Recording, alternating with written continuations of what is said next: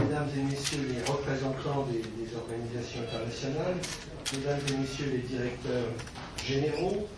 Mesdames et Messieurs les membres des délégations, honorables invités, Mesdames et Messieurs, chers amis, je tiens tout d'abord à remercier très chaleureusement Son Excellence Monsieur le Ministre des Finances Essini Meignier et à travers lui le gouvernement camerounais pour avoir accepté d'être l'hôte de ce 13e colloque international des services du Trésor des pays francophones et des pays invités et pour avoir si efficacement collaboré à son organisation. Je me réjouis de constater combien est nombreuse la communauté des responsables du Trésor qui ont en partage l'utilisation de la langue française. Ceci, à n'en pas douter, facilitera les échanges, la confrontation des expériences et, je l'espère aussi, le jaillissement des idées. Mais je me félicite également d'avoir relevé dans la liste des participants des représentants de pays appartenant à d'autres zones linguistiques, ce qui donnera, j'en suis persuadé, un intérêt supplémentaire, je dirais même un supplément d'âme à vos travaux. Comme vous le savez, de façon constante et depuis de très nombreuses années déjà, la France a fait de la gouvernance financière un axe fort de sa politique de coopération et elle apporte un appui institutionnel à la gestion des finances publiques au Cameroun comme dans de nombreux autres pays francophones. Nous sommes convaincus que des finances plus efficaces, que des finances publiques plus transparentes sont la condition nécessaire à la réalisation des objectifs de développement économique et social fixés dans le cadre des stratégies de croissance et d'emploi, mais aussi de réduction de la pauvreté. La Banque mondiale réaffirmait voici peu dans un document sur la politique budgétaire pour la croissance et le développement au Cameroun la nécessité d'avoir, ici comme ailleurs du reste, des dépenses publiques efficaces et efficientes.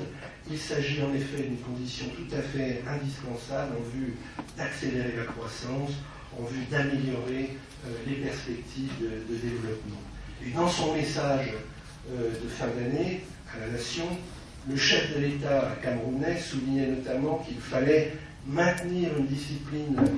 budgétaire aussi stricte que possible pour ne pas compromettre l'avenir et permettre aussi au gouvernement de donner des orientations fortes afin d'imprimer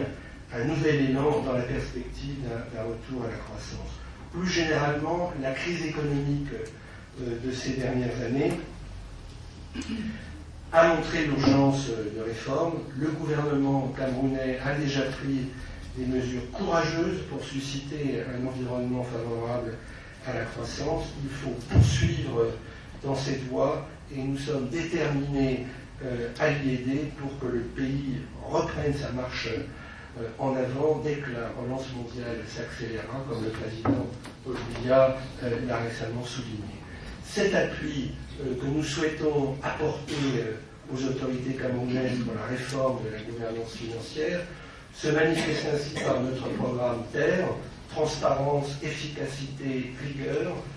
qui se traduit en particulier par la présence d'un conseiller auprès du ministre des Finances et de 3 autres conseillers techniques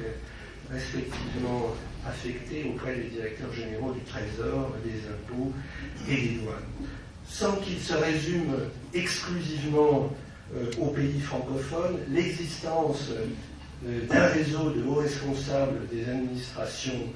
en charge du Trésor des pays unis par une longue tradition de coopération et d'échange est à l'évidence un atout de tout premier plan. C'est un atout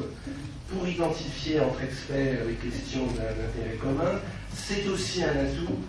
pour esquisser de façon collaborative les solutions les plus pertinentes dans le respect, bien évidemment, des spécificités de chaque pays, des spécificités de chaque administration. Aussi, cette manifestation internationale qui est organisée tous les 2 ans à l'initiative et avec le soutien du ministère du Budget, des comptes publics, de la fonction publique et de la réforme de l'État de la République française, témoigne-t-elle de la volonté de la France, notre volonté d'encourager le dialogue en matière d'amélioration de la gouvernance financière, en matière de modernisation des finances publiques, domaines dans lesquels les services du Trésor ont un rôle de tout premier plan